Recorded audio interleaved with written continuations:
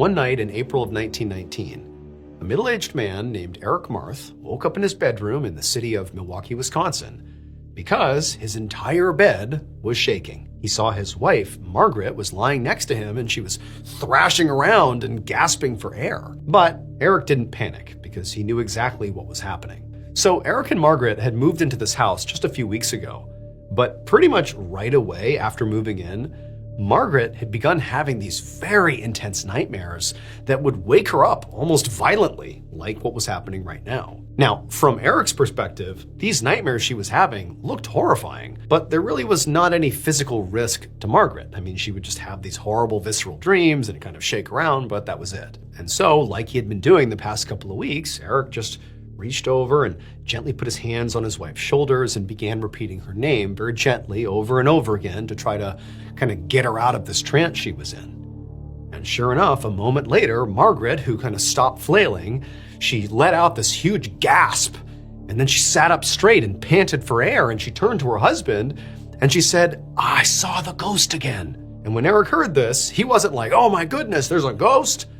Instead, he was just kind of annoyed.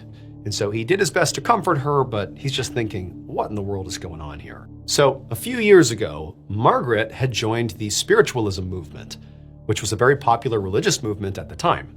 And spiritualists thought they could contact the dead. Now, Eric absolutely did not believe in ghosts, and he was pretty sure that Margaret's staunch belief in spiritualism was now effectively causing these nightmares. That it was not the house, it was just her belief system. It was kind of manifesting in these nightmares. However, Margaret felt the opposite. She felt like it was the house itself that was haunted, and it was haunted by a vengeful spirit that attacked her every night in these dreams. Now, Eric, it's the middle of the night, he's tired, he's annoyed, he didn't feel like discussing whatever she believed about this ghost right now. So after she said, "I saw the ghost, I saw the spirit again," he just told her to, calm down, go back to sleep. But on this night, Margaret didn't lie down. She actually turned to Eric and she said, "No, I have to figure out what's going on. I have to figure out who this ghost is and why they're haunting me." A week later, a very resigned Eric sat at his kitchen table next to Margaret, and across from them sat a medium, which is a person who spiritualists believed could talk directly to the dead by conducting a ritual called a seance. The medium began to light some candles, and as they did, they told Eric and Margaret to close their eyes because she was ready to begin the seance, where she would ask the spirit haunting their house what it wanted, and they needed, silence and their eyes closed to do that. So Eric fully believed that this seance would be a waste of time and money. He didn't believe in this stuff at all. But he knew his wife did, and it meant a lot to her. And so he's thinking, maybe this can help my wife sleep through the night again. And so Margaret and Eric did as they were told. And Eric, he closed his eyes and he listened as the medium began clearly rocking back and forth in her chair and began sort of dramatically calling out to the ghost and telling him to reveal himself. And at first, nothing happened, which was exactly what Eric had expected. But after a minute, Margaret suddenly jumped up from the table and ran out of the kitchen across the living room. And Eric, not knowing any better, just got up and followed her. And Margaret, she ran down the hallway and she threw open a door that led down to their cellar and she raced down the steps. Now, Eric was doing his best not to ridicule what was happening here and just to play along. But it's like, what is his wife doing? What's happening here? And so as he's chasing after his wife, he starts saying like, "Honey, what's going on here? Where are you going? What is this?" But she didn't respond. It was like she was on a mission. And then finally, when Eric got down the steps and he's in the cellar, he saw his wife, who was now standing in the middle of the cellar with her arms out wide. And slowly, she began to point to a spot on the floor. And in this really weird and hollow voice with this sort of vacant expression on her face, she told Eric to dig. Now at this point, Eric was totally freaked out. Not because he believed that the seance had worked or that there was a ghost here, but because his wife genuinely was acting totally bizarre. I mean, she was acting possessed. And even if that was an act, it was a terrifying one. And so he just said no. There was no way he was just gonna start digging up the cellar floor. Like, what is going on here? But then the medium came rushing down the stairs as well. And they said that Margaret was in a trance, that the ghost in this house was channeling her, and that basically Eric had to do whatever the ghost said. Suddenly, Margaret's voice cut across the room again, and she said to Eric to dig up the floor. And this time she was more forceful and almost desperate, like, you must do this. And so Eric, he's looking at his wife, he's looking at the medium, like, what in the world is happening here? But he's like, you know what? I don't know what's happening. I'm just gonna dig. I'm gonna do what they tell me to. And so he grabbed a shovel and just began digging up the cellar. And after just a few minutes, Eric's shovel hit something in the ground, something hard.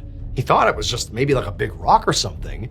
But a few minutes later, after he and the medium and also Margaret, who's now come over at this point, they'd kind of cleared off whatever it was, they saw in the ground, what had previously been covered by the earth, was this rotten wooden box. And so he and Margaret and the medium, they pulled it out of the hole and they opened up the lid. And all three of them immediately recoiled because inside of the box was a human skeleton. And so after a minute of just, again, stunned silence, Eric just looked up at Margaret, who did not seem shocked by what she was looking at. This was like confirmation in some ways. And he says to Margaret, is this the skeleton of the ghost that's been haunting you? And Margaret, with that same hollow voice, like it wasn't her voice, looked at Eric and just said, no. It would turn out, according to the story that has been passed down about whatever happened in this house, that the ghost was a doctor who used to live in the house that Eric and Margaret moved into. And 18 years earlier, this doctor had performed an illegal surgery on a young woman, and this woman had died during this procedure. But again, because this surgery had been illegal, the doctor knew if word of what happened here got out, he would be arrested. So what did he do? He dismembered the girl's body and shoved it into this wooden box, filled the box with quicklime, and then he buried it in his basement. And amazingly, the doctor never got caught for what he did. And so he basically spent the rest of his life feeling very ashamed and guilty. And then finally, when he did die, it was like his spirit couldn't actually rest until he confessed. And so this haunting was basically to get Margaret to go down into the basement and see what he had done. One afternoon in the winter of 2015, a 57-year-old woman named Patricia Dare was sleeping on her couch inside of her home in France when the sound of her phone dinging woke her up. Patricia slowly opened her eyes and she felt groggy and confused. She'd been relaxing and watching a movie since she had the day off from her job as a reporter for a local radio station, but she realized, she must have dozed off. And so Patricia, she grabbed her phone and she checked her notifications and she saw she had a text message, but from a number that she didn't recognize. And what it said was really weird. It said, quote, "The castle wants you. The castle is calling you. Come." And for a second, Patricia just had no idea what this meant. Couldn't make sense of what this even said. But then she realized there was actually text messages that she had received earlier from this number, and she realized who it was. So the person texting Patricia this strange message was this middle-aged woman named Béranger. About 8 months earlier, Béranger had approached Patricia while she was out in public and told her that she desperately needed Patricia's help. Because, Béranger said, she worked in a castle and that castle was haunted. So Patricia, in addition to being a local news reporter, was also a self-proclaimed psychic medium, meaning she basically believed that she had the ability to contact the dead. That was something she was really passionate about. And in fact, she was fairly famous for being a psychic medium in France. So, this request was actually not that bizarre for Patricia. But because of Patricia's status, both because she was, a famous medium and also because she was on the news, she was sort of well known, and it drew a lot of people to her, claiming that they had, paranormal issues, ranging from, thinking they saw a ghost to their house is haunted or whatever. And almost all the time, when Patricia would follow up with some people who claimed they had issues, she would discover that, despite her best efforts, there clearly was nothing going on that was paranormal. There was no dead to talk to. It was just like, drafty windows or a house settling or, just a shadow that looked really eerie or something. So the vast majority of times people approached Patricia, she really didn't take them that seriously. So a couple of months ago, when Béranger had approached Patricia, her reaction to it was basically like, "Oh, your castle's haunted." Yeah, I bet, but she was polite about it, but realistically she didn't believe it was true. But because Beranger was sort of persistent, really demanding help from Patricia did give her her phone number sort of to be polite. And then immediately afterwards, Beranger had texted Patricia, and those were the text messages that Patricia had, in the thread, but Patricia had intentionally ignored them. But now, here was Beranger texting her once again with this sort of weird cryptic message, again about this haunting of her castle. And this actually kind of piqued Patricia's interest. And because Patricia did have a day off here, she actually felt inspired to follow up and maybe go check out this castle and see what this haunting was all about. An hour and a half later, Patricia pulled up in front of this small cottage that was on the same property as the castle. She knew from earlier text messages that this cottage was where Beranger actually lived. And so Patricia parked, she got out, she walked up to the front door of the cottage, and she knocked. But nobody answered. And so after a few moments, she tried knocking again, this time a little bit louder, and then the door did open. But it was not Beranger. It was this man, this middle-aged man who looked very confused to be seeing Patricia standing there. And just from the look on his face, Patricia immediately launched into this, explanation of why she was here. Oh, is Beranger here? I was speaking to her via text message. And the man still, he's looking at her like, what are you doing here? What's going on? But then from behind him, out walks Beranger. And when she looked towards the door and she saw Patricia standing there, Beranger was practically weeping. I mean, she was so happy and clearly relieved to see Patricia, and she's just like, oh my gosh, thank you so much for coming. This is unbelievable. Thank you. Like, we really need your help.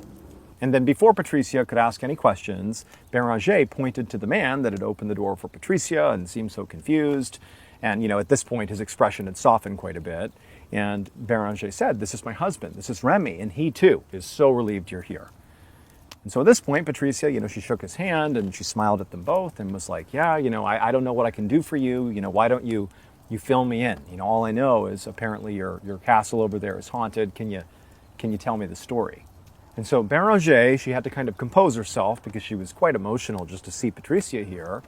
But, after collecting herself, she told Patricia that about a year ago, her husband, Remy, had been hired as the caretaker of that castle, and that she had just come along to help. And she said, at first, both of them had been really excited for this opportunity because it came with free housing in this cottage.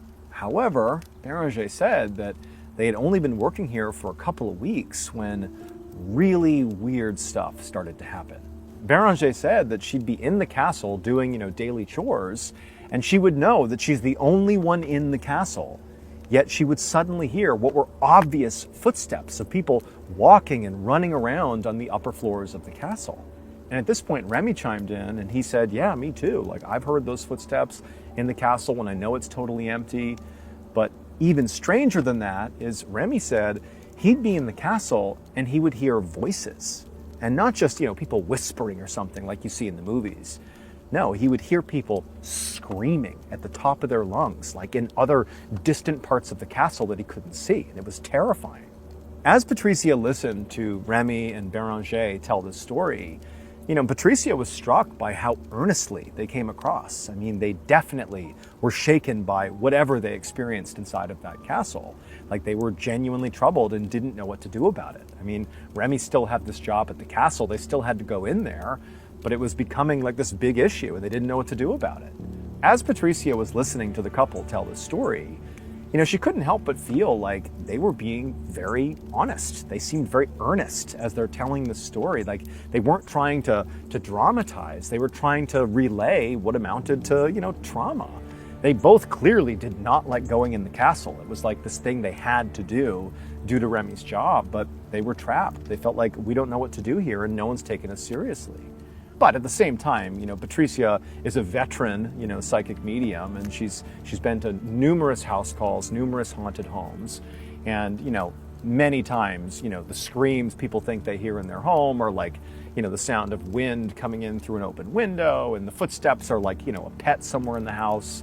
So there could easily be, a reasonable justification here, but it seemed apparent that there was enough here that it certainly warranted Patricia actually going to the castle and having a look around. And so she said, okay, let's go over. Like, let's go see the castle. A few minutes later, Patricia followed Béranger and Remy along this wooded path from the cottage over to the castle. Even from pretty far away, the castle was huge and very intimidating. There were two very tall round towers on either end, and in the middle was a slightly shorter section that was decorated with a bunch of turrets. The castle only had two windows that were visible from the front where they were approaching. And for a second, as Patricia was looking at it, she had this sort of uneasy feeling that the windows were the eyes on the castle and the castle was looking at her. But she shook the feeling off and kept walking along. And a few minutes later, they reached the castle's huge front door. And at this point, Remy pulled out this huge key ring covered in keys, and he unlocked the door, and then he kind of stepped aside and pushed it open, sort of gesturing for Patricia to make her way inside. Now, Patricia was doing her best to be very professional and, not quite buy into the hype, at least not yet. This could be something completely rational, but when Patricia walked into the castle, she found herself inside of this huge empty space called the Great Hall. And the first thing she noticed was really how dark and cold it was inside. I mean, this was a castle, of course, and so that was sort of the atmosphere you'd expect, but this felt like eerie. Like this was not a place you'd want to spend a lot of time. And also, it just felt like the atmosphere was just heavy somehow. Like it really was just a tense place to be. Patricia took a deep breath and kind of centered herself. And then she looked around a bit more closely, and she saw there were a few windows on the back wall, but they were all shut. And then right in front of her was this huge stone staircase. And to her right and to her left, she could see there were long hallways that she knew must lead to dozens of rooms potentially. And so after standing there for a few moments, just kind of taking in the scene, Patricia turned to Béranger and she asked her, she said, okay, so you've heard footsteps, upstairs when this place was empty. Can you tell me what you were doing, in any of the instances where those sounds came through? Like, what were you doing? Do you remember? And Béranger said, actually, yeah, I do remember. The last time it happened, I was closing the shutters on the window. And I know I heard people upstairs when I was doing that. And so immediately, Patricia's thinking, oh, that could be it. Maybe it was literally the sound the shutters were making that maybe somehow gave Béranger the impression that there were footsteps elsewhere inside of this castle. I mean, everything echoes inside of here. It's this big cavernous space. It was possible. And so Patricia's like, okay, well, let's go test the shutters. Let's just see if maybe that is causing some strange sounds in your home. And Béranger and Remy did not seem remotely offended by this. If anything, they were like eager to find a rational explanation for whatever it was they were experiencing. And so quickly, they, along with Patricia, walked over to one of the windows, and Patricia reached out and she opened up the shutters and then shut the shutters and then did it a few more times. But there were no strange sounds. There certainly were no sounds of footsteps running around inside of the castle. Like there was no way that the shutters were making sounds that you could confuse for footsteps. Like this was not it. However, Patricia decided she would, just in case, try another shutter. See if maybe one of the other shutters made strange sounds, just to confirm really this is not the case. But as she reached for this other shutter, before she even touched it, there was this loud, sudden, high-pitched shrieking sound that echoed all through the castle from upstairs, and then it just went deadly silent. And immediately the hairs on the back of Patricia's neck stood up. I mean, this was like an unmistakable sound.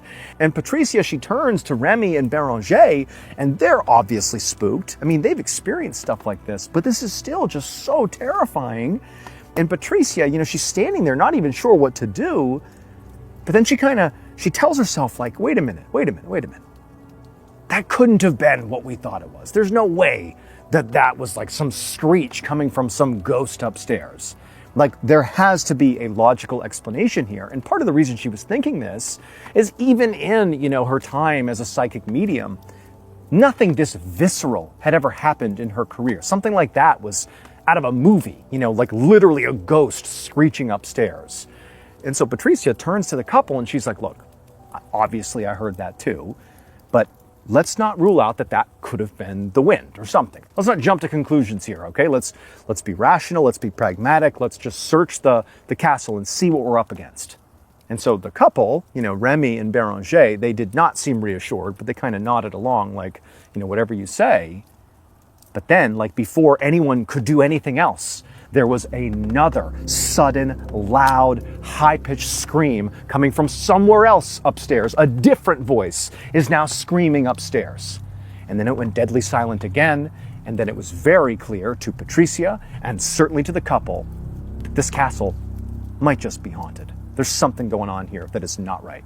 However, as Patricia is standing there kind of trying to get her bearings of like what she should even suggest they do, because suddenly she is like the expert in charge of the response here, before she could even think, she had this very powerful feeling come over her that she would sort of describe as like a pull. It was like a magnet was pulling her in the direction of these screams. Like she felt like she needed to go upstairs to the second floor to wherever those screams came from. She had to. And it wasn't even clear if this was like her channeling her psychic medium powers. It was like the castle was pulling her deeper and deeper inside of the structure. And so without even telling Remy and Béranger what she was doing, Patricia just kind of silently turned and began walking almost against her will towards that stone staircase that went up to the upper levels. And now at this point, the castle is deadly silent. All you can hear is the sound of their footsteps as they're making their way over towards the staircase. And, Remy and Béranger, they're so frightened. They're just, tucked up right behind Patricia, following her along, not even sure what they should be doing. And so upstairs they went, and Patricia, again, she's got like this intense feeling that she has to go upstairs. She can't even control it. And so up the stairs she goes. No one's talking. All they hear is the sound of the footsteps on the staircase. And up they go, all the way up to the third floor, which is, where these screams were likely coming from. And at that point, Patricia, almost on instinct, turned left and began walking down this long hallway with all these doors that were shut along the way. And again, the castle is just deadly quiet. All you can hear are their footsteps. And down the hallway they go, all the way to a dead end where there is a single room that is shut at the very end of the hallway. And at this point, Patricia, almost like without even thinking, she turns and kind of almost aggressively says to Remy, "Get your keys out and open this door." Like she didn't even know why she was being aggressive. It was like just coming through her. But Béranger at this point, she chimes in and says, the owner of the castle, they told us this is the one room we're not allowed to go in. We've never been inside of here. We can't go in here. Patricia, she just looks at Béranger and says, "I don't care. We have to go in. Open the door. I'm going in. I have to go in this room." And so at this point, Béranger, she looks at her husband, and Remy kind of shrugged. I mean, they didn't even know what they're supposed to do at this point, but they figured, all right, she's the expert. Let's let her go in. And so Remy, he pulled out his big set of keys and he fumbled through them all. And Patricia, she's rearing to go in this room. She can't even understand why she feels this way. And Remy, he reaches over, he turns the lock, he pushes the door open, and Patricia walks inside. Now, as soon as this door opened up, Remy and Béranger got a look inside of this room. And it was unremarkable. It was like a vacant room. There was nothing inside of it. Like there was no clear reason why this room was off limits per the owner. But as they watched Patricia walk to the middle of the room, sort of slowly and methodically, and come to a stop right in the middle with her back to them, they could have sworn they heard whispers suddenly picking up inside of this room, even though there's nobody else in there but Patricia. And then Patricia, who by this point was sort of, freaking out, Béranger and Remy, she was acting just very different than when she had first arrived. She just stood there in this sort of bizarre way, just like rigid, staring towards the back of this room as these whispers are kind of going on in this dark room. And then from the threshold, Béranger and Remy watched as Patricia, who has not turned around yet or anything, she just began to twitch, like her shoulders were moving around funny and her neck was snapping in a strange direction.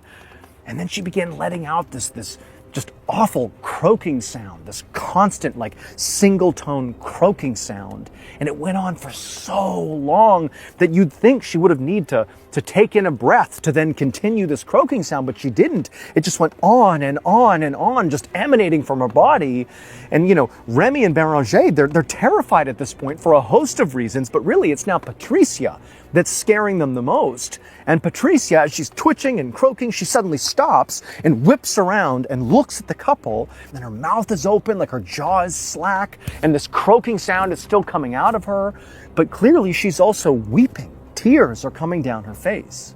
Now, Remy and Béranger, I mean, they are beyond terrified at this point for so many reasons, but they clearly know some kind of crisis is unfolding with Patricia, and they want to help her, and they were about to ask her, like, what can we do? Like, what's going on? When there's this loud slamming sound somewhere else in the castle on one of the lower levels. It sounded like a door slamming shut, but really loud. And it was like the noise like snapped Patricia out of whatever trance she was in, and suddenly she became really focused. And then instead of communicating with the couple, she just bolted right past them, sprinted down the hallway, and ran down the stairs, like she was chasing after the sound that had just been made somewhere downstairs. And so Remy and Béranger, they're like, what else can we do but follow her? And so they run down the hallway, several, lengths behind Patricia, who's somewhere downstairs, and they get down to the second floor, the couple does, and they can hear the sound of movement in one of the rooms down the hallway. And then they hear this loud, like animalistic yelling sound that appears to be, Patricia yelling or growling or something somewhere in one of these rooms. And so they make their way in that direction, and they see there's this open door that leads into a bedroom, and then there's a bathroom off the bedroom.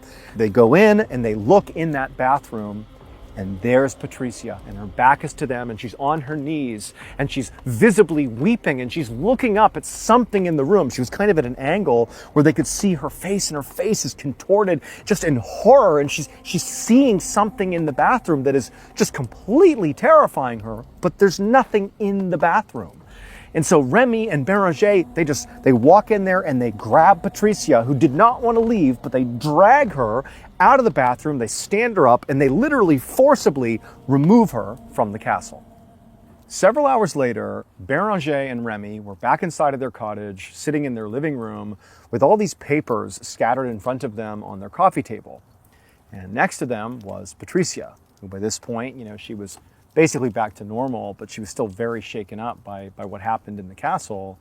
And also by this point, she was able to explain to the couple what had happened, from her perspective in the castle. She basically told them that she did basically, go into a trance. She had a psychic medium experience, but she had never had anything like this before. I mean, this was visceral. This was way beyond anything she had ever experienced in her entire career. According to Patricia, when she had walked into that locked room on the third floor of the castle, the forbidden room, the room was not empty. When she went in there, she had that calling to go in there. And as soon as the door opened, what she saw was a room filled with people, with basically entities, ghosts, if you will. Béranger and Remy couldn't see them, but Patricia could. And she said all these entities were wearing different clothes, like from different time periods. There were people in medieval peasant outfits, and there were people wearing Victorian dresses, and there were people wearing, very modern 20th century business suits. But that really wasn't the initial impression that Patricia got. That was just something she noticed. What she immediately picked up on when she was called into that room and saw these entities is how lost and sort of scared these ghosts seemed, like they were in trouble. And Patricia, she said, she felt like she was pulled into the center of the room and then felt kind of anchored there. And as she stood there, these ghosts basically began crowding in on her, like they were trying to get her help by getting closer to her. But she felt like overcome with this almost claustrophobic feeling of being suffocated by their sadness, not even by their physical presence. It was like their loneliness and desperation was like washing over her. And it was so awful, it made her weep. And then eventually, Patricia said she was able to kind of force her body to whip around and look at least in the direction of the exit, because she wanted to leave at this point. And it was at that point that, she's making this groaning sound, which she didn't even recall. And she hears this loud slamming sound, which was the door slamming downstairs. And that kind of spooked the entities away from her, and she was able to bolt from the room. And Patricia said when she got out into the hallway and basically began maneuvering in the direction of the slammed door, because again, she had this intense sense of being pulled in the direction of this noise, she said it felt very different than when she had been pulled up to the third floor. She said now, in retrospect, when she had been pulled up there, what she was being pulled by didn't seem malevolent. It seemed, neutral or maybe even positive. But as soon as she was going in the direction of this slammed door down on the second floor, she said it felt totally different. There was obviously like a dark presence, like something bad was pulling her towards them. But still, almost against her will, she ran down the hallway, she went down the stairs, and she made her way into that bedroom, with Béranger and Remy following closely behind. And Patricia said she eventually turned and went into this bathroom in this bedroom. And when she went in there, she saw something that was so terrifying, she just fell to her knees and began to scream. That was that animalistic wailing sound that the couple heard. What she saw was this enormous, tall, just dark figure. It was a ghost of this tall man of sorts with these deep scars all over his face. And he was wearing this rusted chainmail armor, like he was from a different time. And he just seemed evil, like a dark, dark presence. And she knew that was the feeling she was getting. It was coming from this ghost. And it was only because Remy and Béranger came in and basically pulled her away that she thinks she even survived. Like she was being pulled to her death. Like that's the way it felt. But again, fortunately, she's pulled out of the castle. They go back to the cottage. Patricia, had her chance to calm down. And now the three of them were trying to basically decipher what just happened. Like what can we take from this unbelievable story that Patricia has told us and what they witnessed?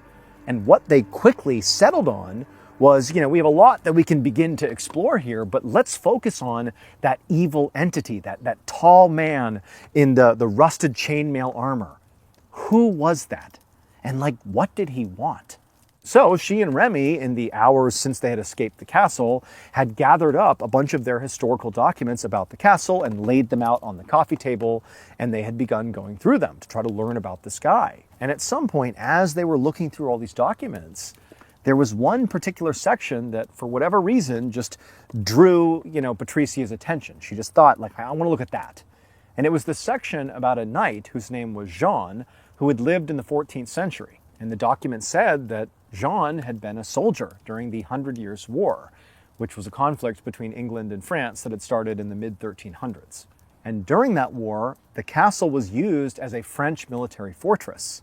And Jean was killed during a battle at the castle. And so after Patricia read this out loud to Béranger and Remy, Patricia said she just had this feeling that the evil spirit, the tall man in the armor she saw in the bathroom that scared her so much, she had a feeling that, she didn't know why, but that seemed like Jean. However, even if Patricia had been right that this evil spirit she encountered was Jean, they still didn't know, why he was there, or why he had appeared, and why he had called her to the room, or why any of this stuff had happened. The whole thing really was unexplained here. Or, who were the other ghosts who were up on the third floor, that apparently Patricia saw? None of it made any more sense. At some point, Béranger asked Patricia, what do you think? What does all this mean? Why did this happen? What do you think? But Patricia, she really was still very shaken up by this. I mean, she was this, renowned psychic medium, but again, she had never had an experience like this. I mean, this was really terrifying.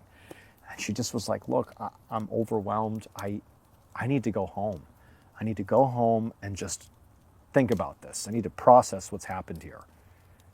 And so, obviously Remy and Béranger, they couldn't really protest, but they also were like, man, I really don't want to be left here alone with this horrifying castle, but, you do what you got to do. And Patricia, she got up and she left. After Patricia left, Béranger and Remy both agreed that, despite the fact that Remy was the groundskeeper here and did need to look after the castle, that for now, it was just too dangerous to go in there. It was not worth it. And so they would stay away, at least until Patricia came back and they could get to the bottom of this. And for a couple of days, with Remy and Béranger staying away from the castle, they had normal lives. I mean, nothing strange happened at all. They just basically lived in their cottage and went about their lives, sort of keeping the castle over here.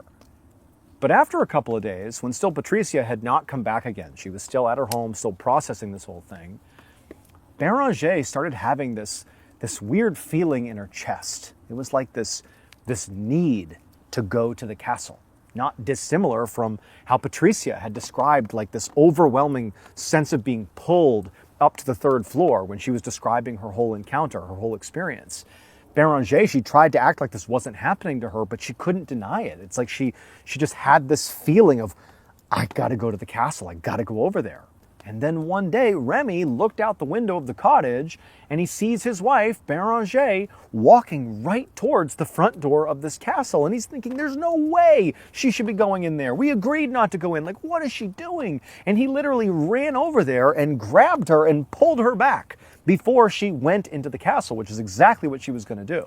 And then when she was pulled away, she couldn't even describe why she was over there. She's like, I don't even know. I just felt like I had to come over here. I can't explain it. But that wasn't even the strangest thing that happened over these few days after the incident with Patricia. Because shortly after, Béranger almost walked back into the castle, a man had come on the castle grounds. This random man sort of wandered on to the castle grounds and was apparently being drawn, although he kind of framed it differently. He didn't really know why he was there, but he was drawn towards the castle. And as he's walking towards this castle, a deer presumably was also being drawn to the castle, and the deer went running towards the castle and actually rammed into this man and hurt him badly enough he had to be hospitalized. He actually lost an eye from being hit by this deer. And so after this happened, even though, Béranger and Remy were trying to respect Patricia, sort of giving herself some space here, because she hadn't come back, she hadn't been in touch, at this point they were like, we have to get in touch with her. Like, she's the only other person who understands how serious this is. And so Béranger called Patricia and she said, whatever's going on in the castle, whatever dark energy is existing in there, it's getting stronger. Now, at first, Patricia was not inclined to come back. I mean, there was a reason she had not been in touch with them since she had left. She had basically decided, I don't want this in my life. This is terrifying. I don't know what happened, but I don't want this in my life. But she could just tell that, Béranger and Remy, they were at their wits' end here and they didn't know what to do. They were lost and they were turning to Patricia more like a friend, like, hey, please come back here and support us and help us get through this. And so Patricia did agree to go back. And so sure enough, the following evening, Béranger, Remy, and Patricia were back inside the castle in the second floor bathroom where Patricia had been found at the end of that horrible experience, looking up at what she believes now was Jean's ghost, this terrifying entity. And so they're in this bathroom, and Patricia had come in here in order to basically attempt an exorcism. And so she's standing in this bathroom, and sort of behind her is Béranger and Remy, and they're kind of holding each other, and Béranger is so scared she's shaking, and they're watching as Patricia, despite her own fears, she was very calm, and she was standing there with her eyes shut, and she was sort of trying to channel Jean's energy, because she didn't have that feeling being pulled, in any direction inside the castle. She was sort of choosing to channel whatever spirit was inside of this bathroom. And then at some point, Patricia appeared to sort of connect with something in the room, something that, Béranger and Remy couldn't see. The room appeared to be empty to them, but it was obvious that Patricia had sort of picked up on something. And then kind of out of nowhere, she said in this very stern, very loud voice, "Jean, show yourself."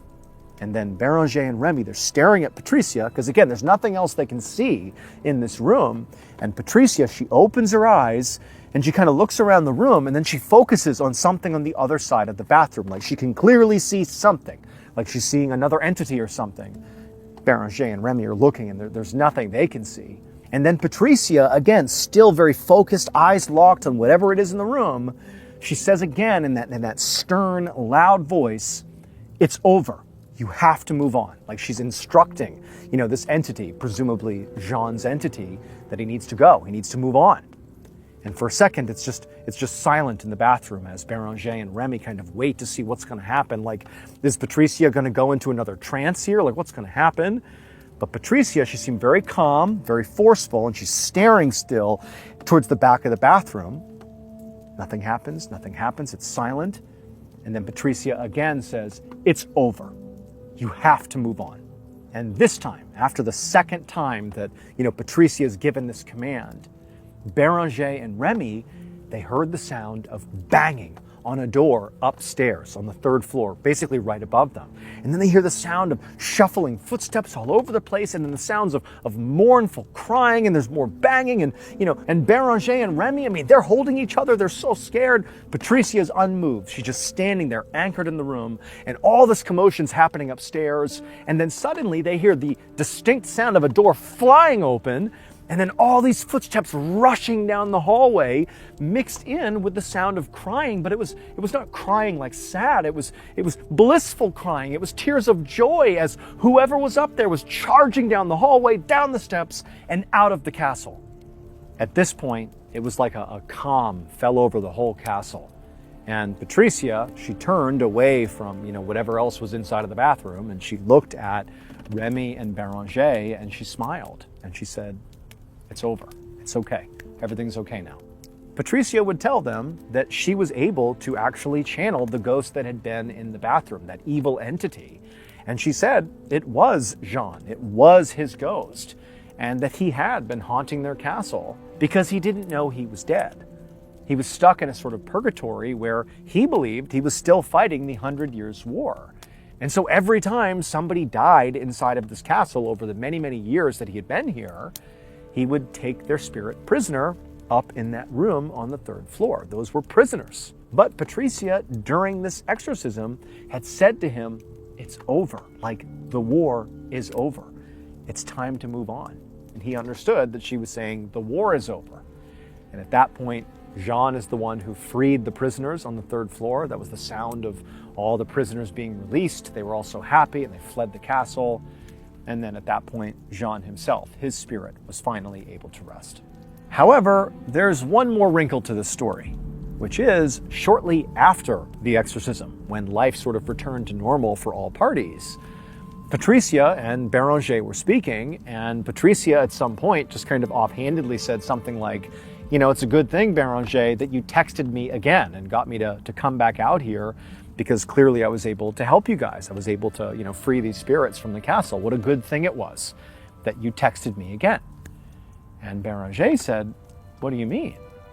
And Patricia was like, when you texted me about how the castle was sort of calling me, you were right. Like, clearly it was. And I came over and we took care of it.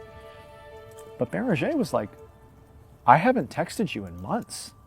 I didn't send that text message." And Patricia, she pulled out her phone and she showed her the text where it was like, "The castle is calling you. The castle is calling you. Come." And Béranger was like, "Yeah, I didn't send that to you." And to this day, Patricia, Béranger, and Remy still have no idea who sent that text to Patricia. One morning in 2017, a 25-year-old man named Watanabe Takuya stumbled into the Keio University Hospital in Tokyo, Japan. Takuya felt sweaty and feverish, and his head was pounding, and he also had one hand kind of cupped over his right ear because his ear was literally leaking fluid. But Takuya was not scared by these symptoms. Instead, he actually felt sort of annoyed because this was actually not the first time these symptoms had happened to him. So Takuya had this long history of something known as cholesteatoma, which is basically a recurring cyst that grows deep inside the ear canal. When he was a teenager, he'd had multiple surgeries to have this cyst removed and keep it from coming back. And for almost a decade now, it had seemed like the surgeries had worked because the cyst had stayed gone.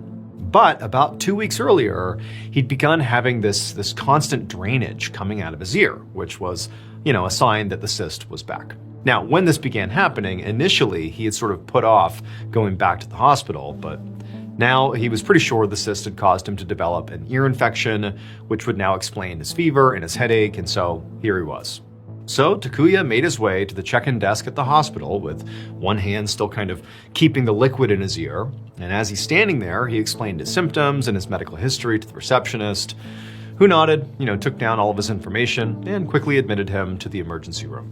About half an hour later, Takuya was laying in his emergency room bed with his eyes closed because the light in the room was so intense it was, making his headache worse. But even with his eyes closed, he knew there was a hospital doctor standing right beside his bed.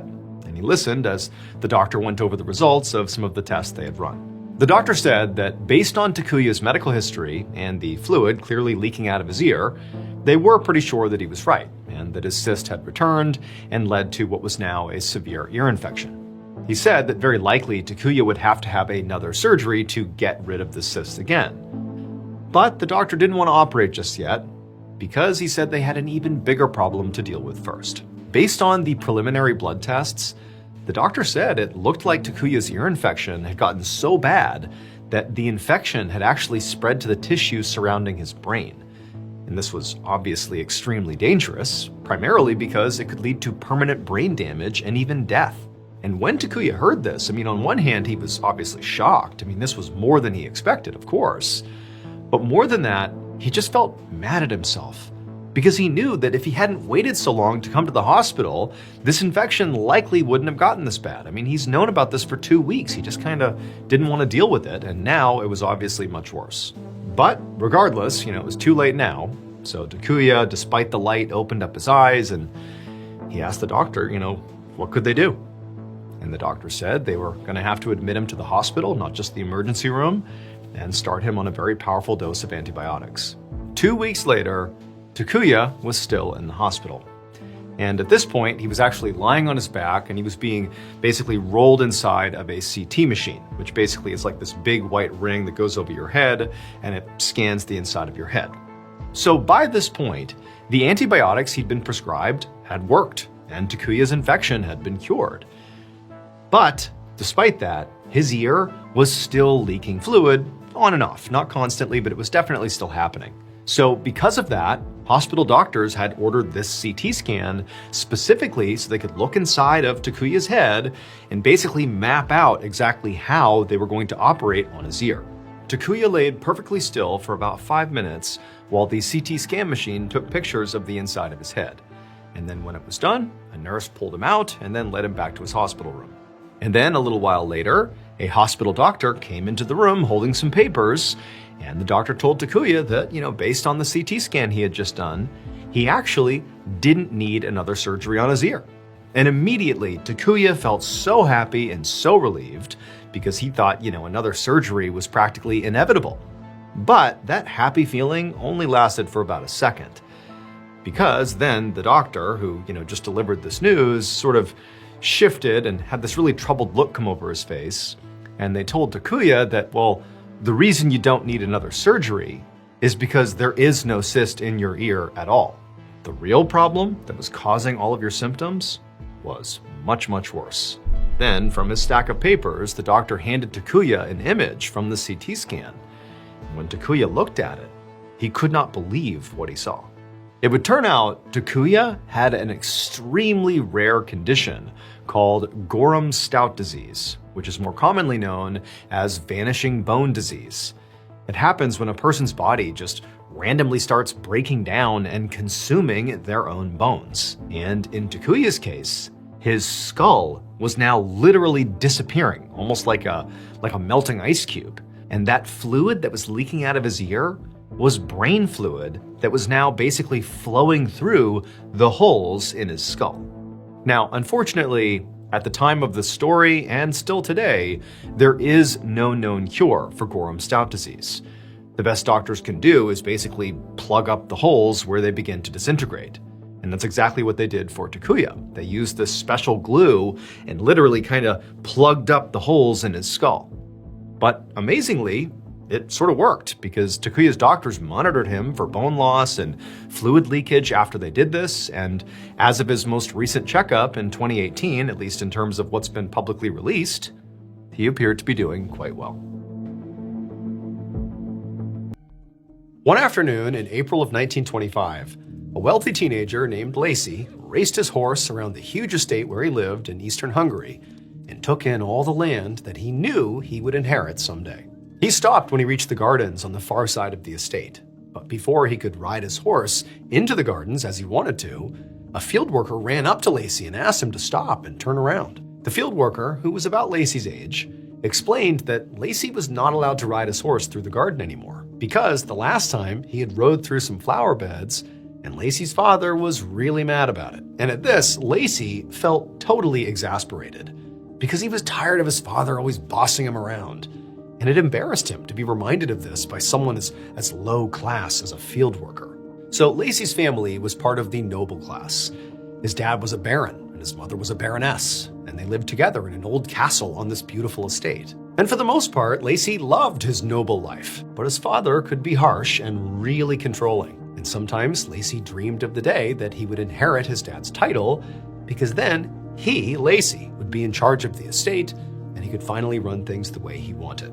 And so Lacey decided he wanted to show his father and this field worker and the other field workers that they couldn't order him around all the time. And so he rode his horse right into the gardens and intentionally rode all over their prized flower beds. Lacey's plan was to head back home and go into the castle and talk to his father about that field worker's rudeness. But when Lacey got back to the castle, he didn't have a chance to even speak to his father, because that whole day his dad was very busy with estate matters. And then that night, his father died of a heart attack. A week after his father's death, Lacey walked through the crowded banquet hall in his family's castle looking for his mother, because he wanted to make sure that she was okay. He and his mom had just gotten home from his dad's funeral, and now they were hosting a reception for everyone who had attended. But Lacey couldn't find his mother anywhere inside of this banquet hall. And with a sinking feeling, he realized there was only one place she could be. So after Lacey's father had died, his mother had gone a little bit crazy.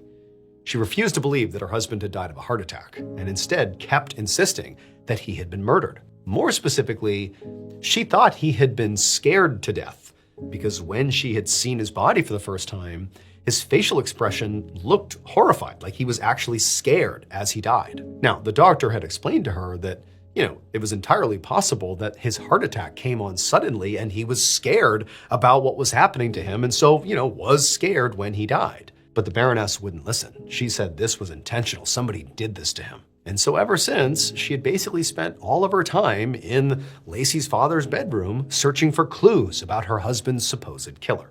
So now, Lacey left the banquet hall and climbed the stairs up the castle up to his father's bedroom. And just as he suspected, when he knocked on the door, his mom answered, looking totally frantic. Lacey told her to come downstairs and say hello to their guests, but she said no, that she was too busy looking for evidence. Then, before Lacey could say anything, his mom just shut the door in his face.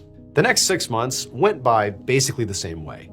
Lacey's mother spent all her time locked up in the Baron's bedroom around the clock, and Lacey spent most of his time riding his horse, including in the garden, because he didn't like going home anymore. His mother was now technically in charge of the family estate, but she had really let things go since her husband had died. She basically had not taken up any of the responsibilities that she was now in charge of. And so at this point, Lacey really couldn't wait until he was on his own and in charge of the castle and the estate himself. One night in mid-October, so this is at the 6-month mark from when Lacey's father had died, Lacey ate dinner alone, which was common at this point since his mom basically still refused to come downstairs at all.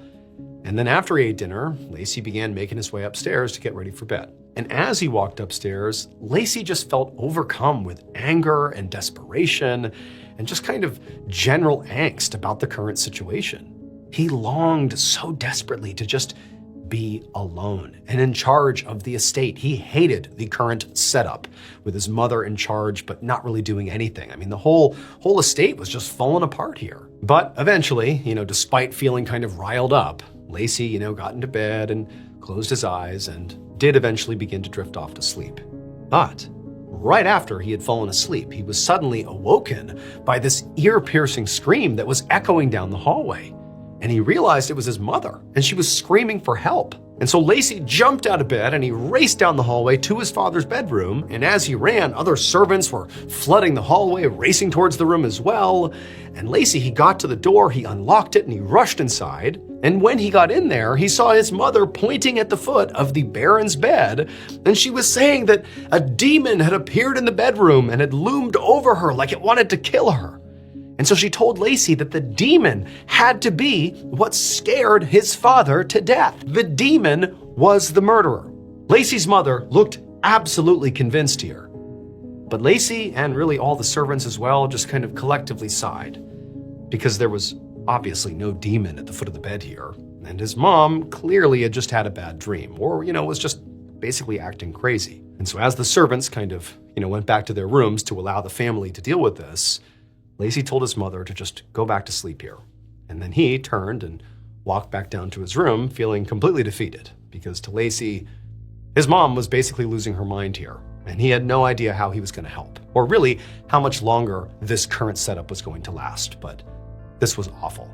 On both of the next 2 nights, Lacey woke up yet again to the sound of his mother screaming about a demon inside of the Baron's bedroom. And so by the 3rd morning, Lacey had just had enough. He decided he was going to force his mother out of that bedroom and insist that she come downstairs and eat breakfast with him and just act normal for once. However, when he walked to the Baron's bedroom and knocked on the door to speak to his mother, it was not his mom who answered. It was a police detective. Lacey was stunned, and he walked into the bedroom and saw his mother, who was standing there with 2 more detectives. And Lacey asked, what's going on here? Lacey's mother explained that she had called the police to help her catch the demon that was haunting her at night and very likely was responsible for killing her husband. And at this point, Lacey thought he might die of embarrassment. I mean, this was unbelievable that now the police were involved. But instead of talking about that, he just begged his mother to please send the police home. They do not need to be here. But his mother refused. She was fully committed to the idea that there was a demon here and the police were going to help her find it. And the police, to be honest, looked like they didn't really know what was going on. They were just kind of trying to figure out if this was serious or not, or if there was some sort of intruder, but they were just kind of like, we'll see. And so Lacey finally just turned, left, hopped on his horse, and went for his daily ride. That night, as Lacey crawled into his own bed, he knew that down the hallway, his mom was already in bed, and that 3 detectives were watching over her room in case a demon appeared. Again, Lacey felt unbelievably embarrassed by this. To even be affiliated with this was just excruciating, but he managed to close his eyes and go to sleep. But, like normal, at some point in the middle of the night, he woke up because his mother was screaming.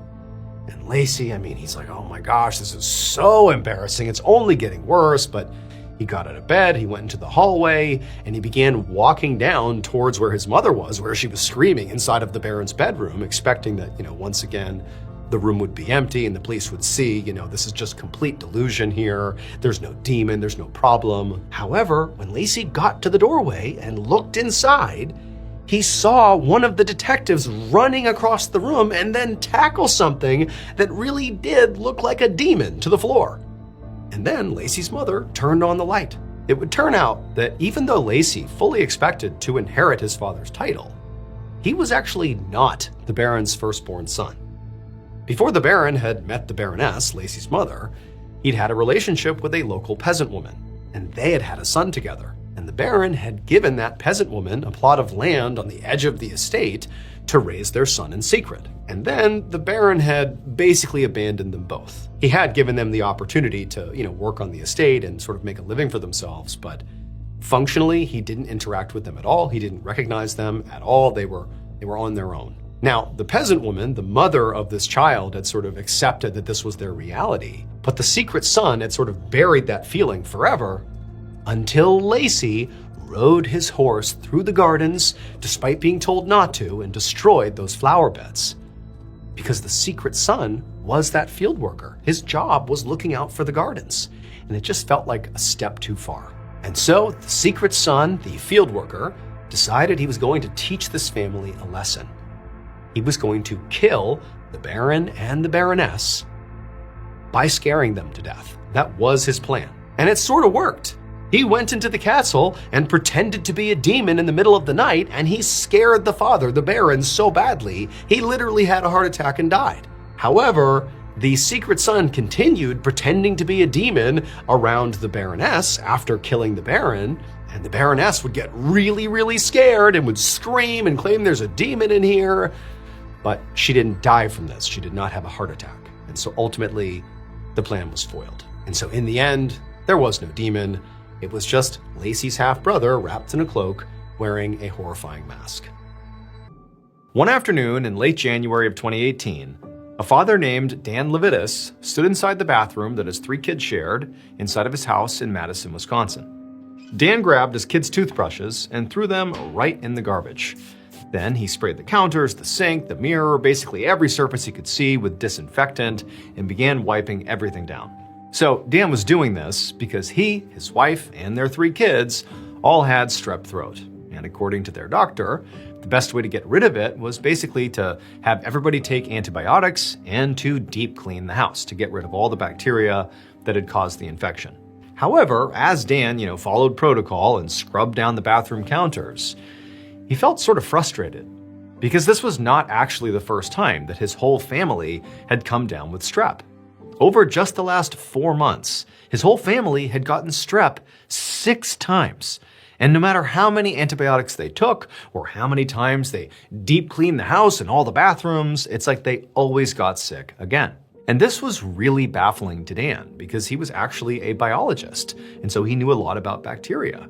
And he'd already explored practically every option for where this repeated strep infection could be coming from. Nobody else at his or his wife's work was getting sick, and neither was anybody at his kid's school or daycare, so he knew it couldn't be coming from any of those places. But this didn't make any sense either, because each time they got strep, all 6 times, Dan and his wife, systematically disinfected like the entire house. I mean, really overboard, cleaning every surface. So if there was bacteria somewhere in the house, it had to have been cleaned up by now. But it was like somehow the bacteria was surviving the disinfecting. He just didn't know where it could be.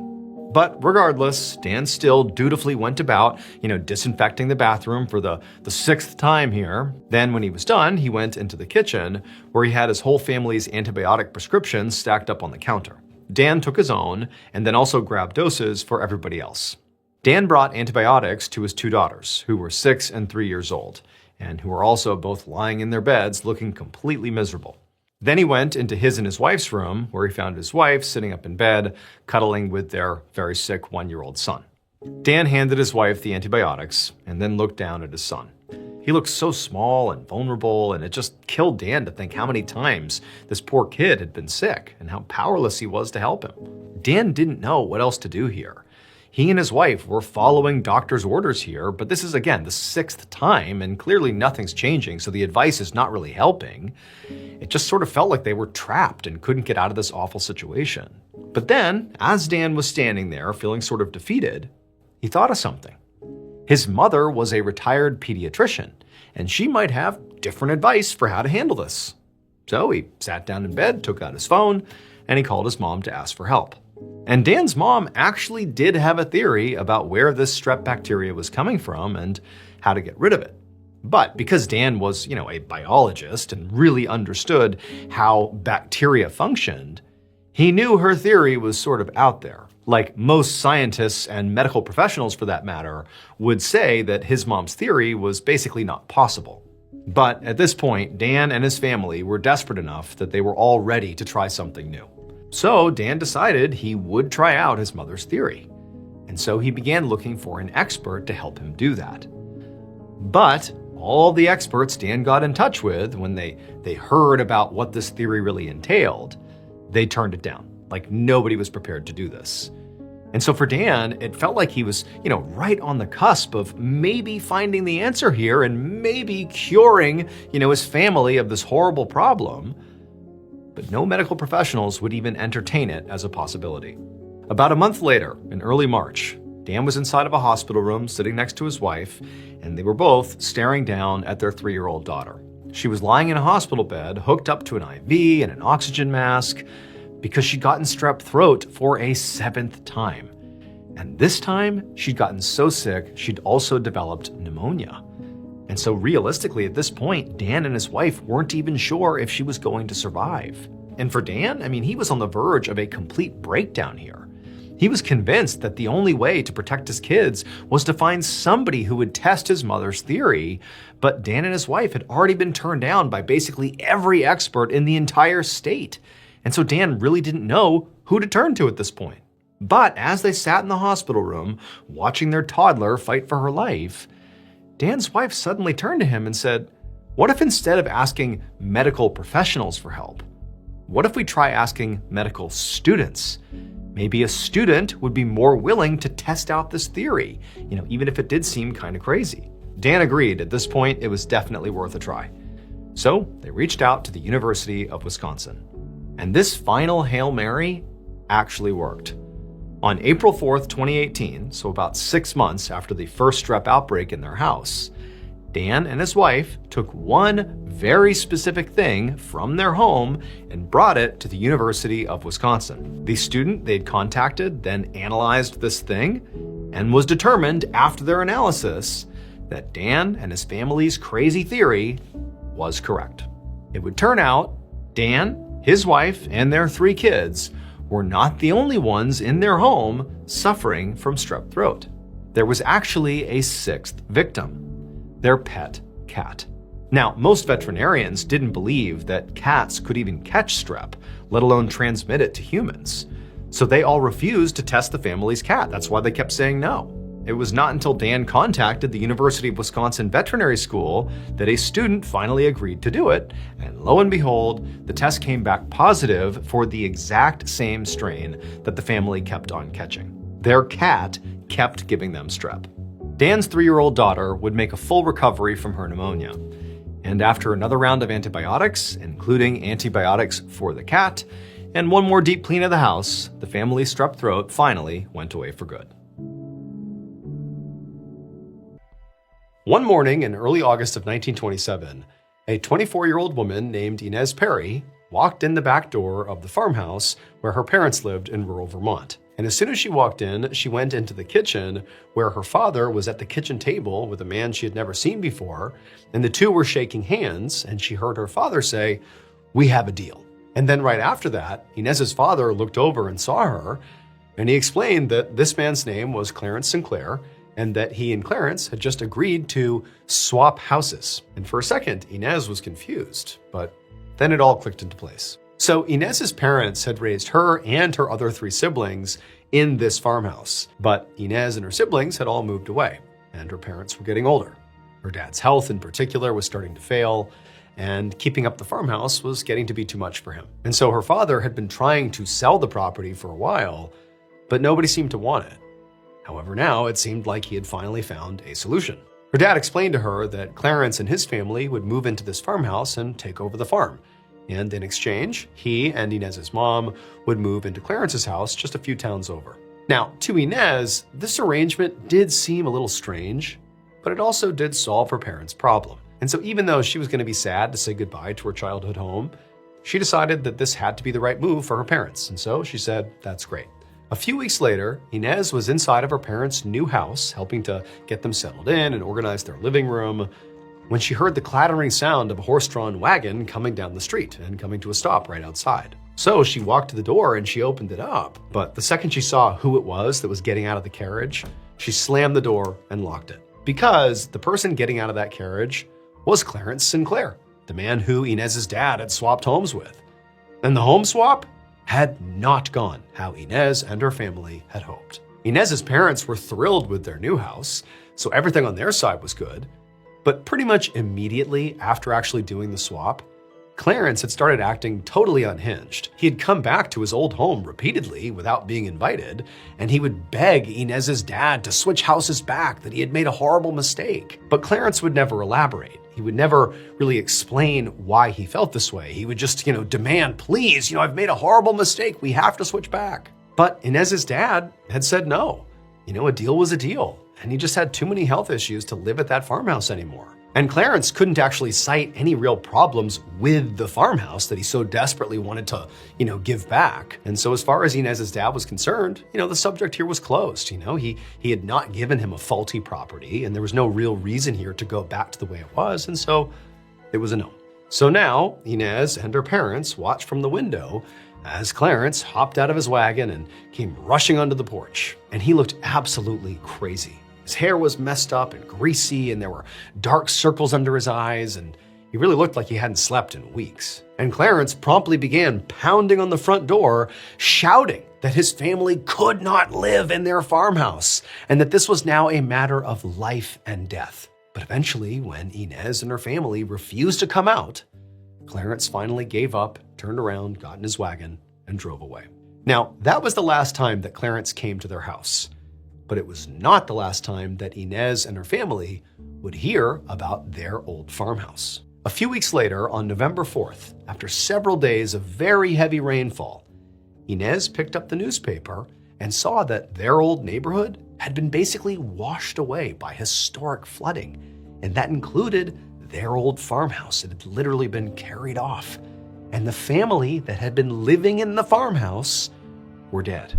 But that family was not Clarence Sinclair's family. It would turn out that after Clarence and his family had moved into said farmhouse, Clarence began having these horrible dreams where his dead mother would appear to him and tell him to move out of this farmhouse right now because something terrible is going to happen here. Now, at first, Clarence ignored this and chalked it up to a bad dream, but the dream kept happening over and over and over again, and it was driving him mad. And so eventually, he did go to Inez and Inez's parents and tried to switch it back because he felt like this dream really meant something. But Inez's father just kept saying no and said, no, that's your house now. And so Clarence never elaborated to the family about why he wanted this back because it made no sense to him either, but he ultimately listened to his dead mother in his dream, and he wound up just selling the farmhouse just to not live there anymore.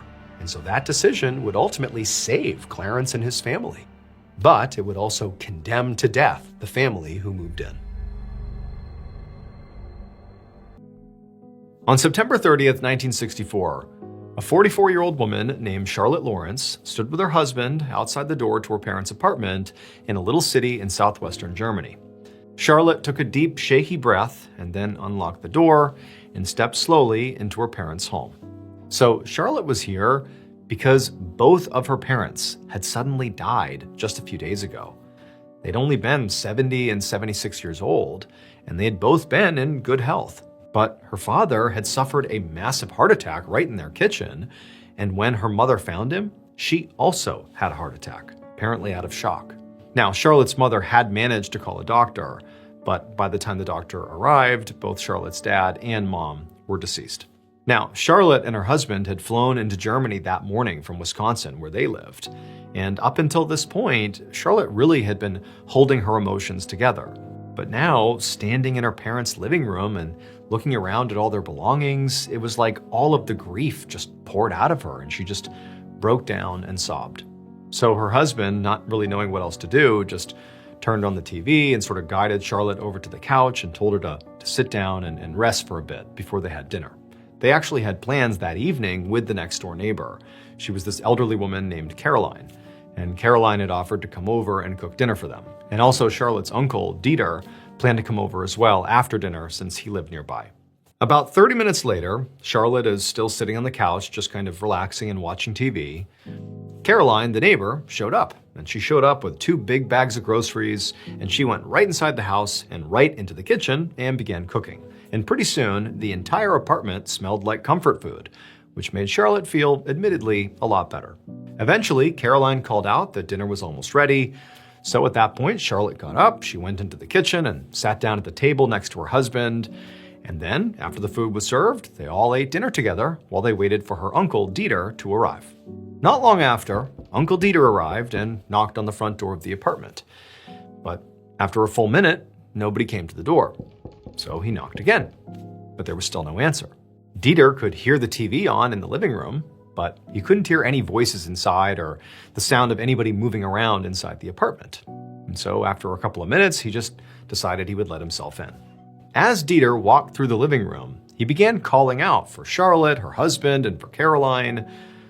But still, nobody called back, and there was no sound of anybody moving inside the apartment. It was just totally still. And so Dieter, he couldn't help but feel a little apprehensive, like, this is weird. Like, where is everybody? What's going on? They were expecting me.